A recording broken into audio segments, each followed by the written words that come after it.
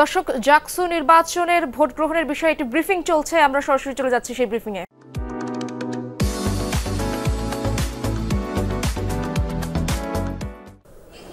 সাংবাদিক পরিচয় দিয়ে সাংবাদিকদের কার্ড নিয়ে সবগুলো হলের একদম রেস্ট্রিক্টেড জোনেও প্রবেশ করছে, যেখানে অন্য কাউকে স্পেশালি আমাদের যে প্যানেল আছে তাদের কাউকে কিন্তু প্রবেশ করতে দেয়া হচ্ছে না। শিবির নেত্রী মেঘলাকে বাধা দেওয়া হয়নি। এক্ষেত্রে প্রশাসন নিরপেক্ষতা হারিয়েছে। অভিযোগ এসেছে যে মেঘলার কারচুপির কারণে একটি হলে ভোট গ্রহণ বন্ধ হয়েছে। ডেইলি সমকালে এই নিউজ এসেছে। অন্য ক্যান্ডিডেটরাও এই কমপ্লেন করেছে, কিন্তু প্রশাসন কোনো ব্যবস্থা নেয়নি। তারপরে আপনারা জানেন যে আমরা যে আশঙ্কার কারণে জামাত নেতার সরবরাহকৃত ওএমআর মেশিন চাইনি, সাধারণ শিক্ষার্থীরা এবং আমরা সবাই মিলে প্রশ্ন তুলেছিলাম এটা বন্ধ করতে হবে এবং প্রশাসন বন্ধ করেছিল, সেই একই জামাত নেতার ব্যালট দিয়ে নির্বাচন কিন্তু গ্রহণ করা হচ্ছে। এরই পরিপ্রেক্ষিতে আমরা দেখেছি একটি হলে যে ব্যালট পেপার আছে সেই ব্যালট পেপারের মধ্যে কার্যকরী সদস্যদের 3 জন ভোট দেওয়ার কথা, কিন্তু সেখানে লেখা আছে একজনকে ভোট দিন। তাহলে এই ব্যালট পেপারের মধ্যে পার্থক্যটা কেন থাকবে যদি ব্যালট পেপারে কোনো অসঙ্গতি না থাকে? সব হলে আমাদের যে পোলিং এজেন্ট আছে তাদেরকে থাকতে দেওয়া হয়নি, কিন্তু আমরা দেখেছি সকাল 8টা থেকে শিবিরের যে পোলিং এজেন্ট আছে তাদেরকে কিন্তু নির্বিঘ্নে প্রবেশ করতে দেওয়া হয়েছে। শিবিরের ভিপি প্রার্থী প্রশ্ন তুলেছে ইউনিভার্সিটি কেন 10% এক্সট্রা ব্যালট পেপার ছেপেছে।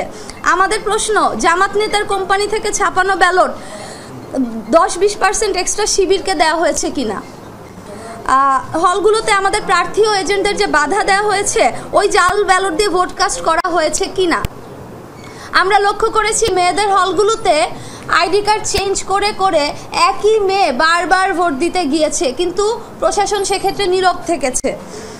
আমাদের যারা ক্যান্ডিডেট আছি তাদের বিরুদ্ধে শিবিরপন্থী সাংবাদিকরাও কিন্তু খুব মিসবিহেভ করেছে, মব সৃষ্টির চেষ্টা করেছে। সুতরাং এসব ঘটনা প্রমাণ করে আমাদের যে জাকসু নির্বাচন সেটা টোটালি ইলেকশন ইঞ্জিনিয়ারিং করা হয়েছে, কোনোভাবেই সুষ্ঠু নির্বাচন হচ্ছে না। এটা একটা পরিপূর্ণ কারচুপির নির্বাচন, প্রহসনের নির্বাচন। আমরা দাবি করেছিলাম জামাত নেতার ছাপানো ব্যালট বাদ দিয়ে নির্বাচন করতে। ভিসি ও রিটার্নিং অফিসার আমাদের দাবি মানেন নাই। তারা যে কারণে জামাত নেতার সাপ্লাই করা ওএমআর মেশিনে ভোট গণনা বন্ধ করেছে, সেই একই কারণে জামাতের সাপ্লাই করা ব্যালটে ফেয়ার ইলেকশন হচ্ছে না। আমরা দাবি করেছি একটি ফ্রি অ্যান্ড ফেয়ার ইলেকশনের, কিন্তু ভয়াবহ ব্যাপার হচ্ছে ভোট কেন্দ্রগুলো মনিটর করার জন্য জামাত নেতার কোম্পানিকেই ডিরেক্ট টেলিকাস্ট সহ ভিডিও ক্যামেরা সাপ্লাই দিয়ে সিসিটিভির দায়িত্ব দেওয়া হয়েছে। এর মাধ্যমে শিবিরকে পুরো ভোট কেন্দ্রগুলো মনিটর করার সুযোগ করে দেওয়া হয়েছে। আমাদের বিজয় ব্যাহত করতে ইউনিভার্সিটি প্রশাসন জামাত শিবিরের সাথে এক হয়ে ইলেকশন ইঞ্জিনিয়ারিংয়ের ব্যবস্থা করেছে। এই নির্বাচনে স্টুডেন্টদের সত্যিকার রায়ের প্রতিফলন ঘটছে না। এসবের প্রতিবাদে আমরা নির্বাচন বর্জন করতে বাধ্য হচ্ছি। ধন্যবাদ। আচ্ছা, আপনারা একটা প্রশ্ন তুলেছেন যে জামাত নেতার সরবরাহকৃত যে ব্যালটের কথা বলছেন, শিবির একটি ব্রিফিং করেছে, তারা কিন্তু বলেছে যে ব্যালট পেপার সরবরাহ করেছে তার ফেসবুকে হচ্ছে তারেক রহমানের সাথে ছবি আছে, খালেদা জিয়ার সাথে ছবি আছে। তারা দাবি করছে যে সে হচ্ছে বিএনপি সাপোর্টার। সেই ক্ষেত্রে আপনাদের আমার একটা প্রশ্ন হচ্ছে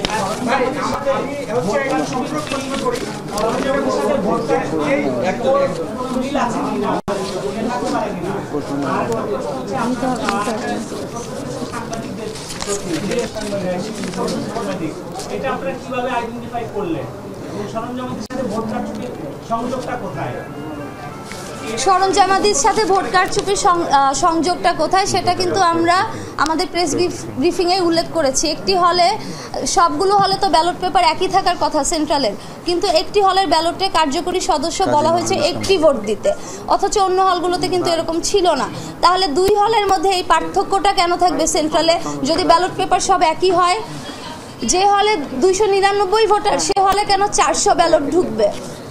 আর যে প্রশ্নটা করলেন যে শিবির প্রশ্ন তুলেছে তারেক রহমানের সাথে তার ছবি আছে, আপনারা জানেন শিবির নেতাদের ছাত্রলীগের সাথে ছবি আছে। শুধু ছবি না, তারা কমিটিতে থাকে, তাদের কাজই তো হচ্ছে গুপ্ত হয়ে থাকা। আমরা তাদের ফেসবুক আইডিটা আইডেন্টিফাই করেছি এবং যে তার যে প্রেসটা আছে HR সফট বিডি আমরা খোঁজ নিয়ে দেখেছি এটা জামাত নেতার সাথে অ্যাফিলিয়েটেড। মানে আপনি কি বলতে চাচ্ছেন এই ব্যক্তিও ভুক্ত? এটা তো আসলে জামাতের রাজনীতির ধরন। শিবিররা যে অভিযোগ তুলেছে যে তারেক রহমানের সাথে ছবি তুলেছে মানে সে অ্যাকচুয়ালি জামাত না, কিন্তু আপনারা দেখবেন যে এই শিবির নেতারা কয়দিন আগে এই যে ডাকসুর যে ভিপি শিবির থেকে হলো, কয়দিন আগে তো তাকে ছাত্রলীগের মিছিলও দেখা গিয়েছে। আমার প্রশ্ন, তারা দাবি করছে না কেন যে তারা হচ্ছে ছাত্রলীগ?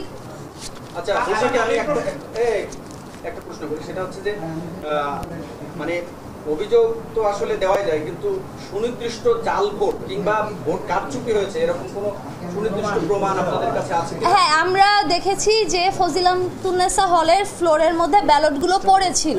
শুধু ফজিলাতুন্নেসা হলে না, অনেকগুলো হল থেকে এরকম আমাদের পোলিং এজেন্টরা রিপোর্ট করেছে যে হলের ফ্লোরের মধ্যে ব্যালটগুলো পড়ে আছে। শিবিরের যে পোলিং এজেন্টরা আছে তারা কিভাবে 1 ঘন্টা আগেই ভোট কেন্দ্রে ঢোকার সুযোগ পায়? আমাদের যে পোলিং এজেন্টরা আছে সব পোলিং এজেন্টরা পৌঁছানোর আগেই অনেক হলে ভোট গ্রহণ শুরু হয়ে গিয়েছে। এটা তো স্পষ্ট যে এখানে কারচুপি করা হয়েছে।